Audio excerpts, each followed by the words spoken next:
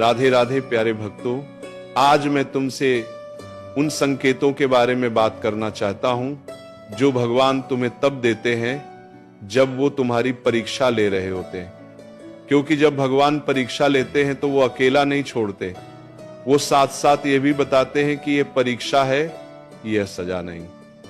भक्तों, तुम्हारी जिंदगी में कभी न कभी ऐसा वक्त जरूर आया होगा जब सब कुछ एक साथ बिगड़ने लगा, जब एक तरफ से संभाला तो दूसरी तरफ से टूट गया, जब सोचा कि अब ठीक हो रहा है तो कोई नई मुश्किल आ गई, जब हर तरफ से रास्ते बंद होने लगे। और उस वक्त तुम्हारे मन में एक सवाल आया होगा, ये क्या हो रहा है मेरे साथ? क्या भगवान मुझसे नाराज हैं? क्या मैंने कोई गलती की है? क्या ये मेरी सजा है? भक्तों, आज मैं तुम्हें सीधे दिल से बताना चाहता हूं कि वो सजा नहीं थी, वो परीक्षा थी। और परीक्षा और सजा में बहुत बड़ा फर्क होता है। सजा वो देता है जो तुमसे नफरत करता है, परीक्षा वो लेता है जो तुमसे प्यार करता है, जो तुम्हें बड़ा बनाना चाहता है, जो तुम्हें उस मंजिल तक पहुंचाना चाहता है जो तुमने खुद भी नहीं सोची। और आज मैं तुम्हें वो संकेत बताऊंगा जो भगवान परीक्षा के दौरान देते हैं। इन्हें पहचानो और यकीन करो कि तुम अकेले नहीं हो। ध्यान से सुनो। भक्तों, पहले ये समझो कि भगवान परीक्षा क्यों लेते हैं। तुमने कभी देखा होगा कि एक अच्छा गुरु अपने सबसे होनहार शिष्य की सबसे कठिन परीक्षा लेता है।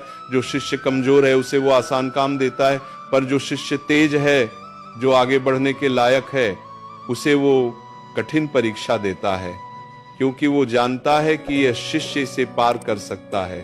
और इस परीक्षा को पार करने के बाद यह शिष्य और निखर जाएगा। भगवान भी यही करते हैं, वो अपने उन भक्तों की सबसे कठिन परीक्षा लेते हैं जिन्हें वो सबसे ज्यादा आगे ले जाना चाहते हैं। इसलिए अगर तुम्हारी जिंदगी में बहुत कठिन परीक्षाएं आ रही हैं तो ये मत सोचो कि भगवान तुमसे नाराज हैं, ये सोचो कि भगवान तुम पर बहुत भरोसा करते हैं। भक्तों, पहला संकेत जब जीवन में सब कुछ एक साथ टूटने लगे और कोई इंसानी सहारा काम ना आए, यह सबसे पहला और सबसे स्पष्ट संकेत है कि भगवान की परीक्षा शुरू हो गई है। जब तुम्हारी जिंदगी में एक साथ कई चीजें बिगड़ने लगती हैं, काम में रुकावट आती है, रिश्तों में तनाव होता है, स्वास्थ्य में परेशानी होती है, और ऊपर से जिन लोगों पर भरोसा था वो भी साथ छोड़ने लगते हैं, तब समझो कि भगवान तुम्हें एक बहुत जरूरी सबक सिखाने वाले हैं। और वो सबक है कि असली सहारा केवल भगवान का है। जब तक तुम्हारे पास इंसानी सहारे होते हैं तुम उन पर निर्भर रहते हो, और जब तक तुम उन पर निर्भर रहते हो तुम भगवान को पूरी तरह नहीं पकड़ते। इसीलिए भगवान एक एक करके वो सहारे हटाते हैं, और जब सब हट जाते हैं तब तुम पूरी ताकत से भगवान को पकड़ते हो। और जिस दिन तुम पूरी ताकत से भगवान को पकड़ लेते हो, उस दिन तुम्हारी परीक्षा का सबसे कठिन हिस्सा पार हो जाता है। इसीलिए जब सब टूटे डरो मत, भगवान को पकड़ लो। भक्तों, पहले संकेत के बारे में एक बात जो तुम्हें बहुत राहत देगी।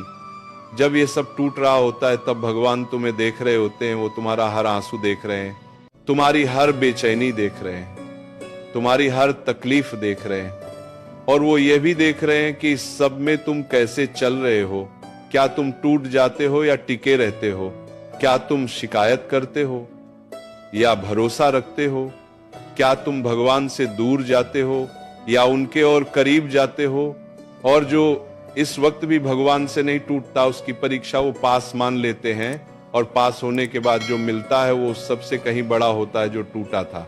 भक्तों, दूसरा संकेत, जब तुम्हारा मन बार बार भटके और भीतर से एक अजीब सी बेचैनी रहे जो किसी भी बाहरी चीज से शांत न हो। तुमने कभी महसूस किया होगा कि कुछ दिनों में मन बहुत अजीब रहता है, न काम में मन लगता है, न मनोरंजन में, न किसी से बात करने में, न खाने में। बस एक अजीब सी बेचैनी होती है, एक ऐसी खालीपन जो भरता नहीं, और तुम सोचते हो कि ये क्या हो रहा है। भक्तों, ये बेचैनी भगवान की तरफ से एक बुलावा है। जब भगवान परीक्षा लेते हैं तो वो पहले तुम्हारे मन को उन सभी बाहरी चीजों से खाली करते हैं जिन पर तुम निर्भर थे। वो दिखाते हैं कि ये सब, ये मनोरंजन, ये लोग, ये सुविधाएं, ये सब तुम्हारे मन को सच में शांत नहीं कर सकते, केवल भगवान कर सकते हैं। और ये बेचैनी उसी की तरफ इशारा है। इसलिए जब ये बेचैनी आए, मोबाइल मत उठाओ, किसी से बात करने मत जाओ, बस शांत होकर बैठो, आंखें बंद करो और उस बेचैनी को भगवान की तरफ मोड़ दो और देखो कैसे वो बेचैनी धीरे धीरे शांति में बदलती है। भक्तों, तीसरा संकेत, जब तुम्हारे सबसे करीबी लोग तुम्हें गलत समझने लगे और तुम्हारी सच्चाई पर भी उंगली उठे, ये परीक्षा का सबसे दर्दनाक हिस्सा होता है। जब वो लोग तुम्हें गलत समझने लगते हैं जिन पर तुम्हें सबसे ज्यादा भरोसा था, जब तुम्हारी नीयत अच्छी हो पर लोग बुरा समझे, जब तुम सच बोल रहे हो पर लोग झूठ माने, जब तुम सबका भला चाहते हो पर लोग यह ना समझे, और उस वक्त मन में बहुत तूफान आता है, सफाई देने का मन करता है, बहस करने का मन करता है, खुद को सही साबित करने का मन करता है। भक्तों, उस वक्त रुको, सफाई देने की जरूरत नहीं, क्योंकि जो तुम्हें समझना चाहते हैं वो बिना सफाई के समझेंगे और जो नहीं समझना चाहते उन्हें 100 सफाइयां देने के बाद भी नहीं समझेंगे। भगवान ये परीक्षा इसलिए लेते हैं ताकि देखें कि जब दुनिया तुम्हें गलत समझे तब भी तुम अपने मार्ग पर चलते हो या नहीं, और जो इस परीक्षा में अपना रास्ता नहीं छोड़ता उसे भगवान खुद सही साबित करते हैं, समय देते हैं पर जरूर करते हैं। भक्तों, चौथा संकेत, जब तुम्हारे मन में बार बार वो पुरानी गलतियां और पुराने दर्द याद आने लगे जिन्हें तुम भूल चुके थे, ये एक बहुत रहस्यमयी संकेत है। जब भगवान परीक्षा लेते हैं तो वो कभी कभी उन पुरानी बातों को फिर से सामने लाते हैं जो अभी तक पूरी तरह सुलझी नहीं थी। वो पुरानी गलती जो तुमने की थी पर कभी खुद से माफ नहीं की, वो पुराना दर्द जो तुमने दबा दिया था पर भुलाया नहीं था, वो पुराना रिश्ता जो टूटा था पर उसकी कड़वाहट अभी भी भीतर थी, ये सब भगवान इसलिए सामने लाते हैं क्योंकि इन्हें सुलझाए बिना आगे नहीं बढ़ा जा सकता, और वो चाहते हैं कि तुम अपनी परीक्षा पूरी तरह साफ मन से पास करो। इसलिए जब पुराने दर्द याद आए उनसे भागो मत, उन्हें सामने बैठाओ और कहो, मैं इसे माफ करता हूं, मैं इसे जाने देता हूं और आगे बढ़ता हूं। ये माफी, ये छोड़ना, ये भगवान की परीक्षा का एक महत्वपूर्ण हिस्सा है।